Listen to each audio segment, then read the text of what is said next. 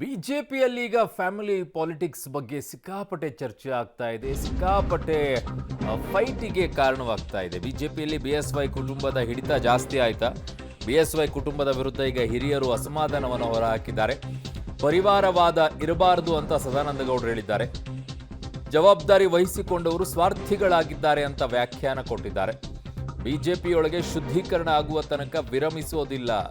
ಸುದ್ದಿಗೋಷ್ಠಿಯಲ್ಲಿ ಸದಾನಂದ ಗೌಡರು ಗುಡುಗಿದ್ದಾರೆ. ಕುಟುಂಬದ ಕೈಯಲ್ಲಿ ಪಕ್ಷ ಇದೆ ಅಂತ ಈಶ್ವರಪ್ಪನವರು ಹೇಳಿದರು.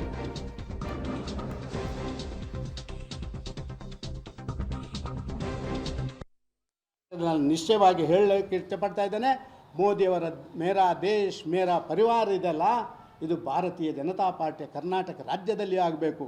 ಕರ್ನಾಟಕ ರಾಜ್ಯದಲ್ಲಿ ಮೇರಾ ಪರಿವಾರಕ್ಕೆ ನನ್ನ ಪಕ್ಷ ಆಗಬಾರ್ದು, ನನ್ನ ಪರಿವಾರಕ್ಕೆ ನನ್ನ ಪಕ್ಷ, ನನ್ನ ಮನೆಯವರಿಗೆ ನನ್ನ ಪಕ್ಷ, ನನ್ನ ಜಾತಿಯವರಿಗೆ ನನ್ನ ಪಕ್ಷ ಆಗಬಾರ್ದು. ಸೋಷಿಯಲ್ ಇಕ್ವೇಷನ್ಸ್, ಜಾತಿ ಸಮೀಕರಣ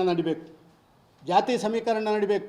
ಭಾರತೀಯ ಜನತಾ ಪಾರ್ಟಿಯನ್ನು ಕಟ್ಟಿ ಬೆಳೆಸಿದಂಥ ಆ ಬೇರೆ ಬೇರೆ ಜನರಿಗೆ ಇವತ್ತು ಅವಕಾಶಗಳು ಲಭ್ಯ ಆಗಬೇಕು. ಹೃದಯ ಬಗದ್ರೆ ಒಂದು ಕಡೆ ಶ್ರೀರಾಮ, ಮತ್ತೊಂದು ಕಡೆ ಮೋದಿ. ಇದು ನನ್ನ ಜೀವನದಲ್ಲ ತಗೊಂಡ್ರಂಥ ಸಿದ್ಧಾಂತ.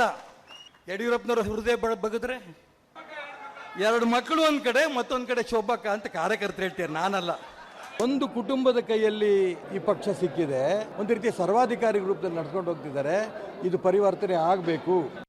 ಆದರೆ ಕರ್ನಾಟಕ ಯಾರ ಹೃದಯವನ್ನ ಬಗೆದ್ರು ಯಾರೂ ಕೂಡ ಕಾಣೋದಿಲ್ಲ.